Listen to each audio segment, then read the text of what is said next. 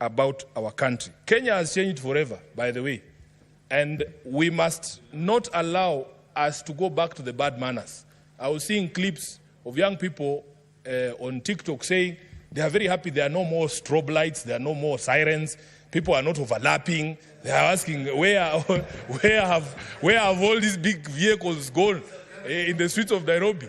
Honorable Speaker, I saw a newspaper article in the Standard today saying that MPs are in hiding, members of the National Assembly are in hiding. And the question is, where are these members? I'm very proud to be a senator today, that we are not hiding from the people. We are here to actually take responsibility for all our actions and to try and assuage or deal with the problems that we have contributed in bringing about.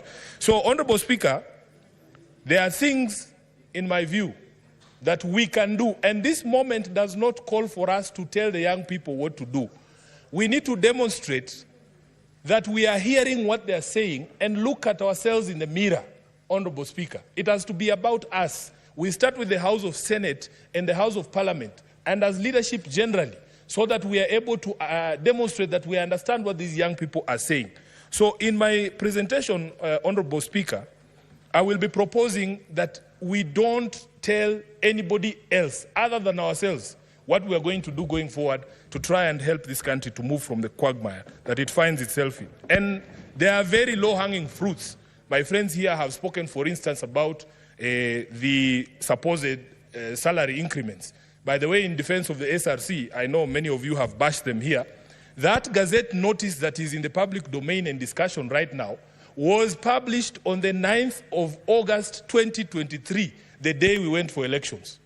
I am telling you, because it is supposed to be 2022, 9th of August 2022, because it's supposed to be that members of parliament, when you go for elections, people should know how much money you're going to make in advance. And the role of setting salaries was removed from us. The public still thinks that Sifuna has the power to increase his own salary. I do not have that power. That power is in a constitutional commission called the SRC. Honorable Speaker, what we need to do, and I'm very happy my colleagues who have gone before me have said it, in all honesty, nobody asked for that increment. Nobody that I know. Personally, I never asked for that increment of 14,000 shillings. And it is to be tone deaf if we're going to insist that we get that increment this particular year or next year, when the economy is in the doldrums, when many Kenyans have nothing to put on the table. So I also support the proposal by members who have spoken before me that we formally resolve that we as the Senate are not interested in any additional salaries this particular financial year.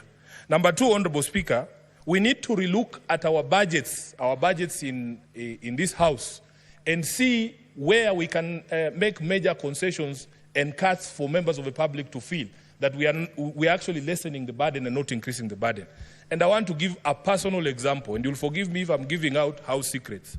Honorable Chair, when I became the Deputy Minority Whip, I was allocated a vehicle, a GK vehicle. On the first day that I used that car to go home, I passed through the expressway. I was shocked, Honorable Speaker, at the amount of money that is on my ETC card for my parliamentary car. As of this morning, when I used that same car to come here, there is 377,000 Kenyan shillings on my ETC. There is 377,000 Kenyan shillings on the ETC of the vehicle that have been given by Parliament. It does not make sense. It does not make sense, Honorable Speaker. So what you do, members of Parliament, the staff of Parliament have to be honest with Kenyans. In the way the budgets of Parliament are prepared, there are ways and means of reducing the expenditure in this House in a manner that will reduce the burden on taxpayers. I honestly do not need all that money. Even if I ran up and down the expressway for a year, I would never exhaust 370,000 Kenyan shillings. So, Honorable Speaker, we must do this so that we demonstrate to the people that we are serious about what we are talking about. Number three, Honorable Speaker, I want to speak about something in the motion. The Majority Leader proposed that National Assembly should reconvene so that they deal with the question of the presidential memoranda on the finance bill. Mr. Speaker, just as a constitutional lawyer, we in the opposition or in the minority have a different take on how this finance bill should be dealt with. Honorable Speaker, if you look at Article 115 on what should happen to a bill when it is sent back to Parliament, 115 sub-article 3, it says, if Parliament amends the bill fully accommodating the President's reservations, the appropriate Speaker shall resubmit it to the President for assent. What that means, Honourable Leader, is that the President has to be sent something back after that process of consideration of his memorandum. I do not think the Constitution envisaged a situation where you are sending a blank document from Parliament to the President for assent. Because what the presidential memorandum is proposing is a deletion of all the clauses contained in the finance bill. So you will have an empty piece of paper. It will have nothing on it. Then you are sending it back to the President for assent. What is he assenting to? So the proposal that has come from Honorable Tiende Amolo, for us, makes a bit more sense. That you allow there to be a bill that is introduced to repeal the finance bill as was passed. Because in the language of Article 115, we do not think that it can be done the way that it is being proposed. So, Honourable Speaker, another thing that we can do, let there be a public pronouncement from the head of state that we are going to stop these arrests, these abductions that have been ongoing, free everyone who's been arrested because of this protest, as the majority leader said, honor our dead and the people who are still in hospitals. There is a question of opulence and corruption and the corrupting influence of money in politics. Honorable Majority Leader, when you spoke about that, I was very happy because we have to have a conversation. I was at a conference at one place and somebody was saying how it has become expensive to join politics. And I said it is actually used as a scare tactic to scare away people from political participation. If a young man hears that for you to become the Senator of Nairobi, you need 70 million shillings or 100 million shillings, where do you think that person will never participate in elections? Where are we supposed to get this money? We want the young people to understand that they have demonstrated to this country that you in fact do not need the sort of resources that we are told you need for you to become a political player. Honorable Speaker, there's this question of a ban on harambes. As a lawyer, I am aware there is already legislation that tries to limit participation of political players in harambes, but is limited to the last few months. I think it's, is it 6 months or 9 months to the election? What we should be doing, we should be saying, because now it has become culture that campaigns begin immediately after elections anyway. After you are sworn in, your opponent is already on the ground saying Sifuna must go.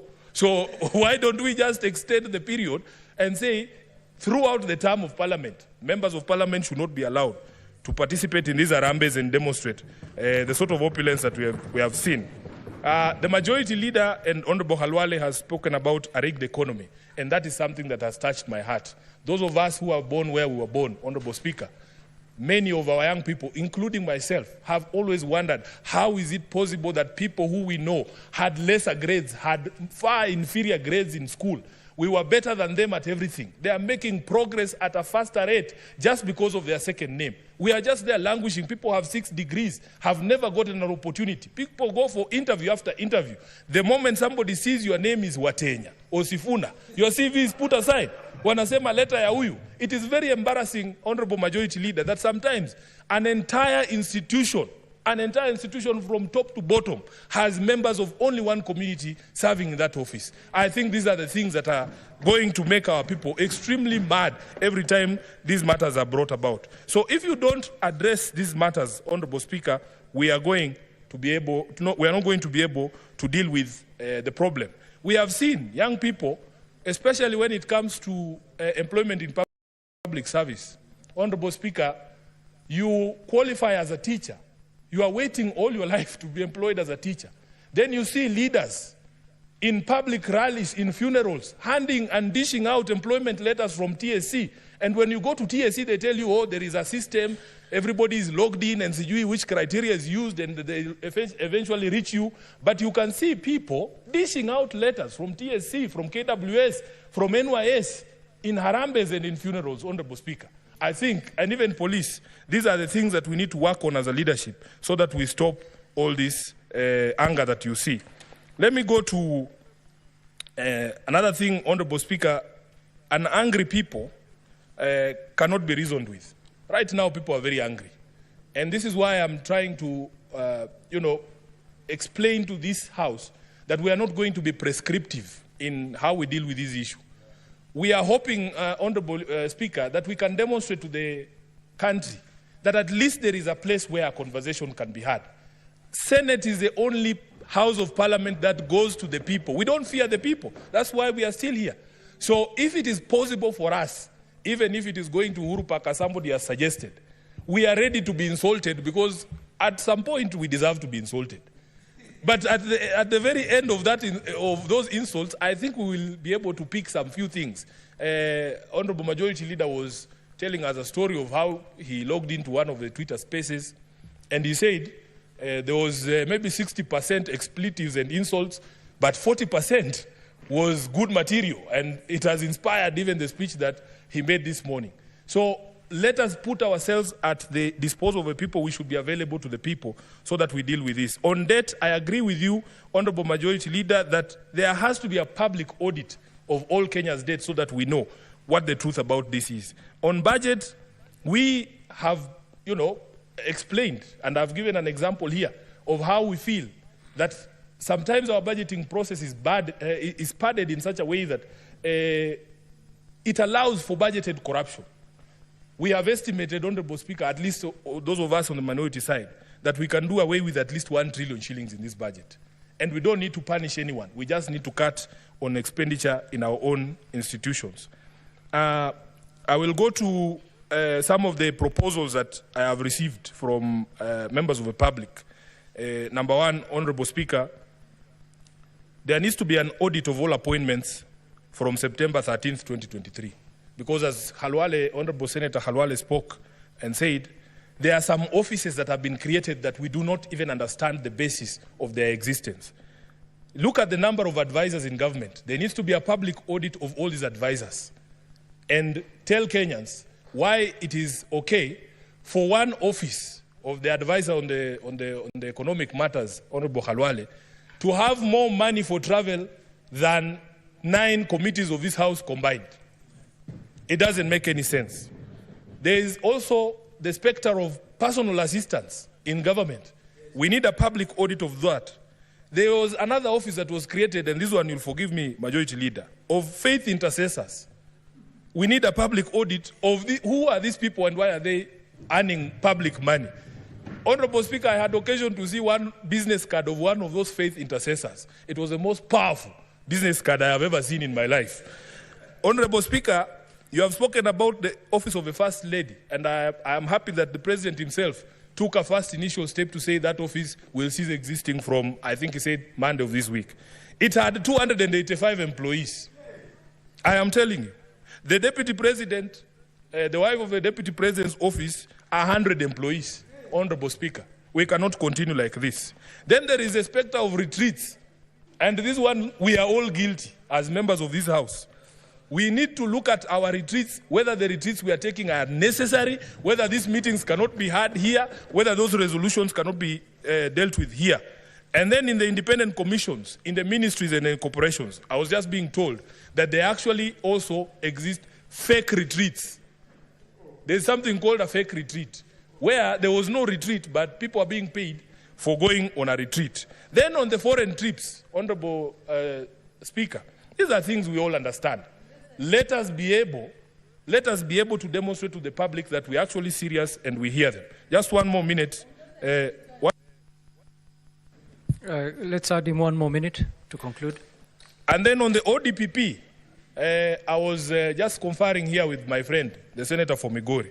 We were shocked when we heard that a plea bargain had been entered in the Migori corruption case, that a governor who's have been accused of stealing billions of shillings has agreed to return 300 million, and then the case is withdrawn. I want to call for an audit of all the cases that have been withdrawn in the past 12 or 24 months, Honorable Speaker, so that we understand the legal basis for the withdrawal of these cases, because this is where we are failing. For as long as you can demonstrate, Honorable Speaker, that these cases are going nowhere. That is where people get the confidence that the Majority Leader was speaking about to engage in some of these things. Lastly, we need respect for the constitution and constitutional institutions and the bodies across the public service and across the national executive infrastructure. So, for instance, Honorable Speaker, I was being given an example that even the mess we have in the management of public service, that an executive order is made transferring the functions of a PSC on HR matters to a body called State Corporations Advisory Committee, which is duplication of roles. So, Honorable Speaker, I support this motion, and let us put up that humane face that Kenyans are looking to see, that we can actually engage on these matters. I thank you, Honorable Speaker. Thank you, Senator. Senator Mohammed Chute.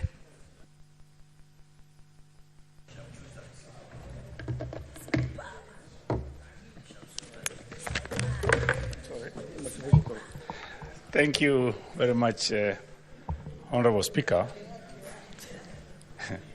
My son, Honorable Speaker, who is in St. Vincent Medical College, called me yesterday and asked me, Baba, why are these people calling you MPigs?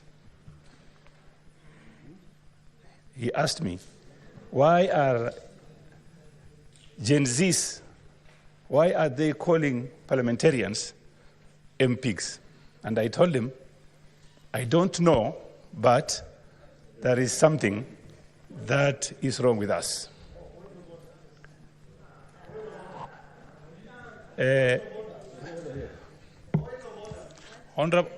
Honorable Speaker, in support of this motion, let me say a few things.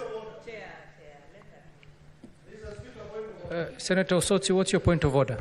Mr. Speaker, I think we are having a very important reflection in this House. We are talking to matters of discrimination. We are talking to matter of unethical conduct. But we are seeing the same being practiced even before our own eyes. Mr. Speaker, I came here as the first person to log in. And I'm seeing that the members are being called to contribute as we sit here and wait. Is this fair? When we are talking about fairness, we should exercise that fairness, even in this motion, Mr. Speaker. Mr. Speaker, let us follow the list that is there on the screen so that we exercise fairness. I understand leadership can be given priority.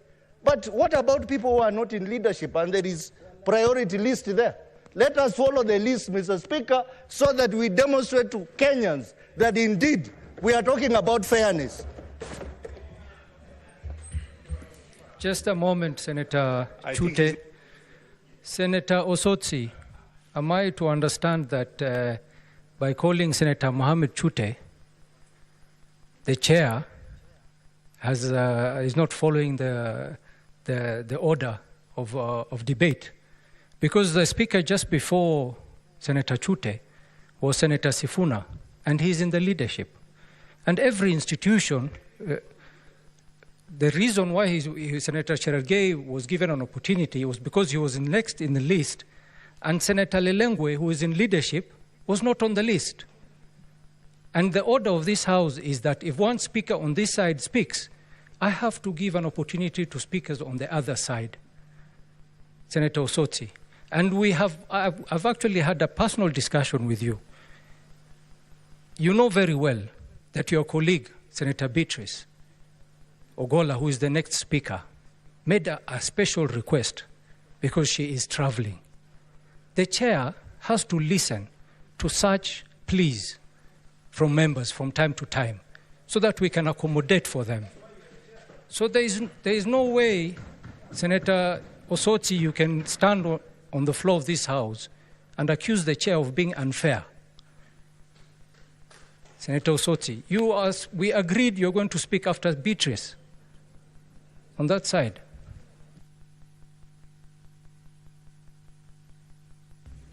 Senator Chute.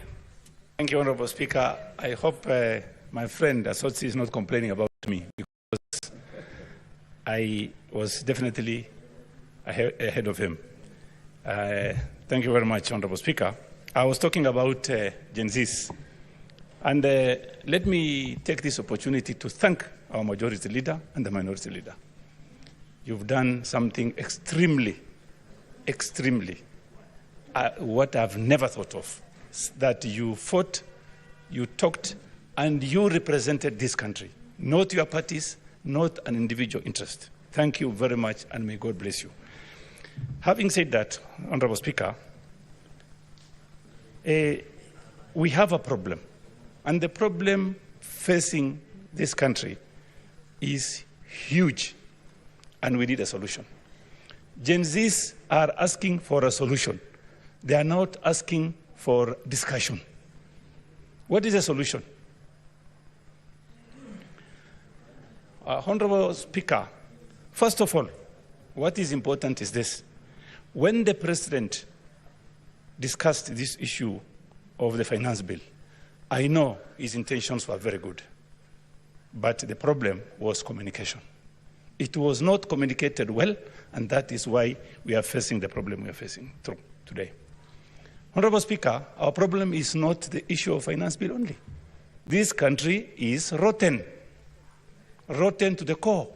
What is our problem? Problem is excesses, number one. You will find a minister or an MP who is well connected, goes to Harambee and contributes 20 million shillings. And he starts with 5 million. One club, 5 million. Second club, 6 million. 7, 8 million. 9, 10 million. And then 20 million.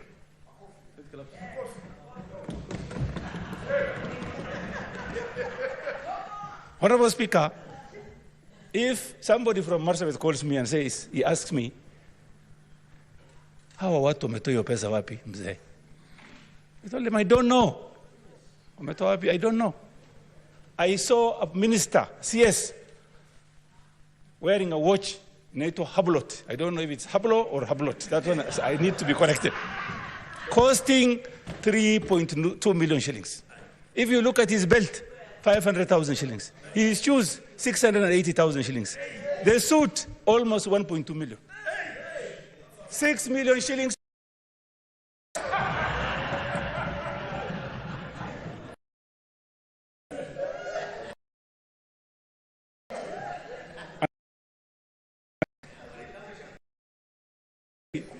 Somebody gets money from you. When they have brought these issues, and we are going to face it head on. Honorable Speaker, if we want to stop, as a Senate, we must start from the counties. Speaker, if you look at, I'm in the devolution committee, my chair is here, Chair Abbas, and some development projects and programs in of 6% only. Out of 8 to 9 billion, 10 billion shillings, 6% of 10 billion is maybe 6 million only, if I'm not wrong. So, if we ask the Senate today to stop sending development funds to some counties, will I be wrong? No, because there is no development. There is none. Even, let us look at Kisii. It's a 6%. Nairobi, 6%. So, Honorable Speaker, let me thank the Gen Zs, and if there are any other people or persons or groups who can join JCs to support this country or to help us solve this problem, I would really appreciate. Honorable Speaker, there is a democratic space that we are lacking in this country, and the laws of this country are very clear. Give people space to talk, to picket, to demonstrate, and to even give statements of what they need for themselves. This is a democratic country. Police brutality should stop. Reverend Njoya was beaten in front of this parliament, I don't know like what, in 1996, I think. And in 2024, the same thing is happening. When is this going to stop? The IG should resign. That is point number one. On corruption,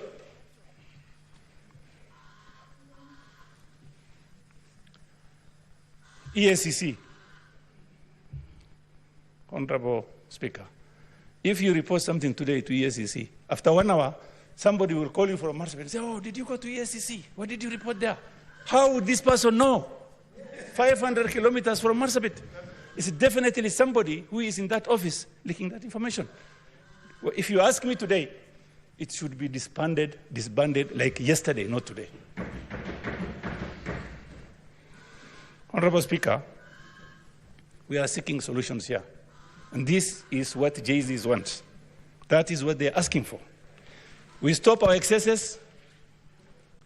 What is wrong if the president today says, I am going to sack all the ministers? Why don't you sack them? Let them go home. There are other people, Kenyans, who can do the same job effectively and efficiently. Futa wakasi. Sack them. The other day you heard about fertilizers. That man is still in office. Cooking oil. The CS is still in office. And the president is aware.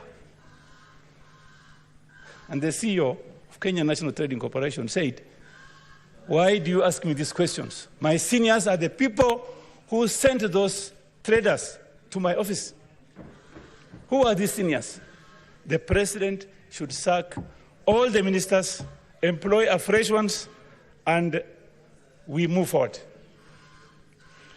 On the borrowings, Honorable Speaker, if you look at President Moi's budget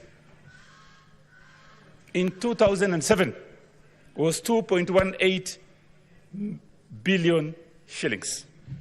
The expenditure was 324 billion.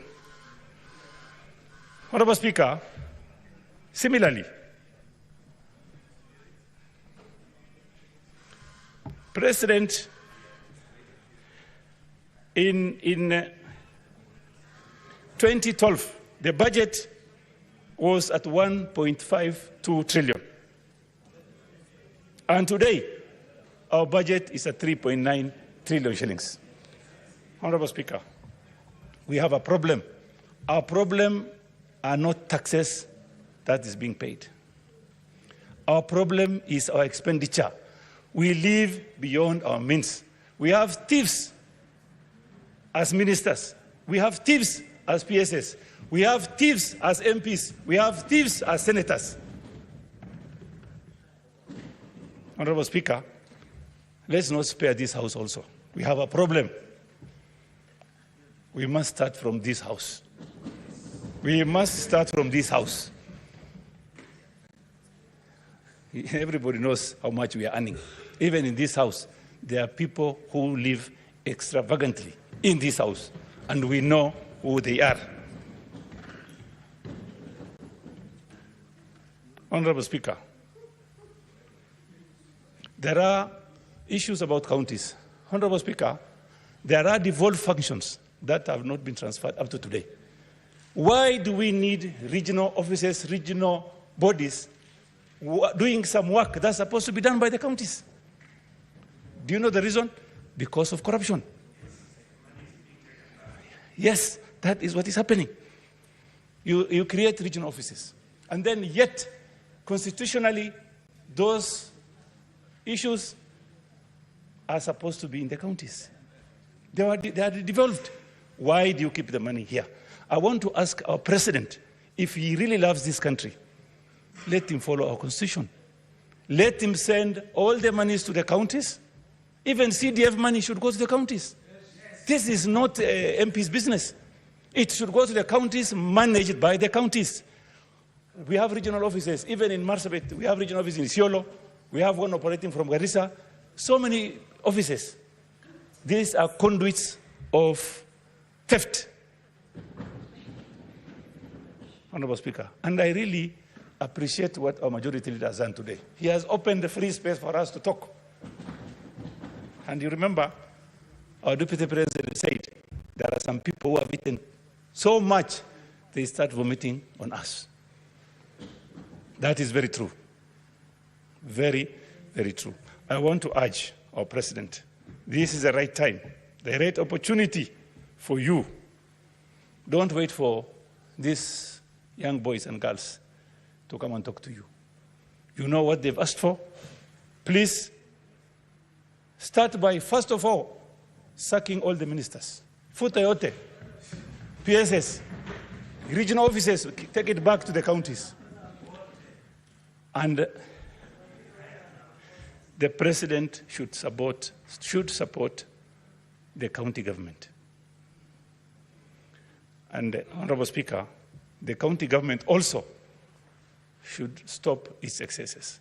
What I would urge this House to do is to visit counties so that we look at the excesses, the employment programs, and the development programs. And then we come up with a law that will curtail theft in those counties. About 2 months ago, your Honorable Speaker, Governor for Marsabit was brought before EACC. And 2 months since then, they are bragging around Nairobi area saying, kwani EACC ko, what can be done to us? There is nothing that can be done. Oh, we are dining with the president. We sit in his helicopter. We take photos with him. Who will touch us? I want to ask the president, please, don't dine. Don't sit with thieves. Fukuzawa, chase them away.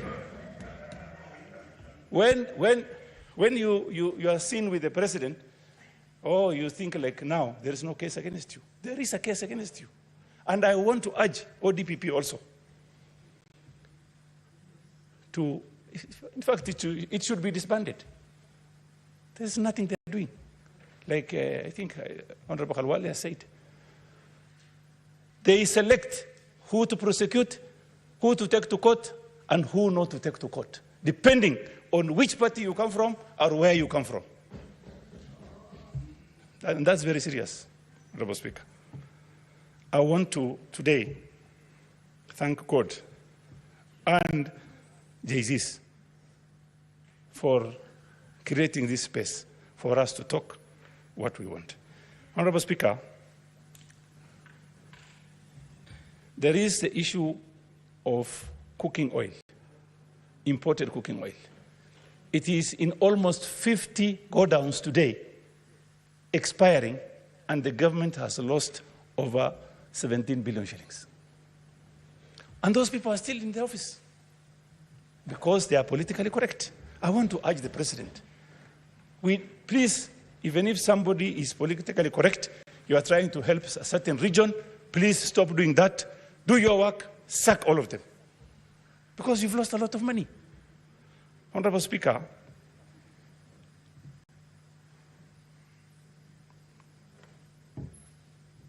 I want to ask our majority leader and minority leader to think about what we are going to do in order to handle issues in the county governments. Because the problem starts with the counties. Every Gen Z comes from a county. Honorable Speaker, if you go to your county today, you will find foreigners, people from I don't know where, work in those counties. If these JZs are allowed to work in their counties, do you think we have this kind of a problem? No, we don't have. But they cannot work. Only the family, close relatives to the governors who are given those contracts. And don't you think the president is not aware? He's aware. We normally send him texts telling him this and this is happening in our counties. So he should take charge. The monies that are going to the counties are the monies that are from taxpayers' money. They are not, that doesn't belong to the counties. No, it doesn't belong to the governor.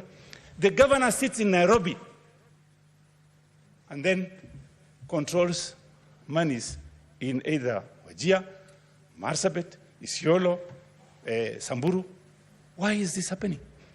What business do you have in Nairobi? It's because you just went there as a governor to steal, but not to work for the people.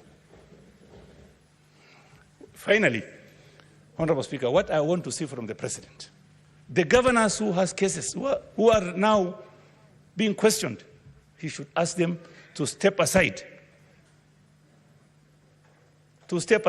And thorough investigation should be started. Honorable Speaker, this House, Senate House, our business mainly is county business. And it is constitutionally mandated to look into any business that are being handled in the counties.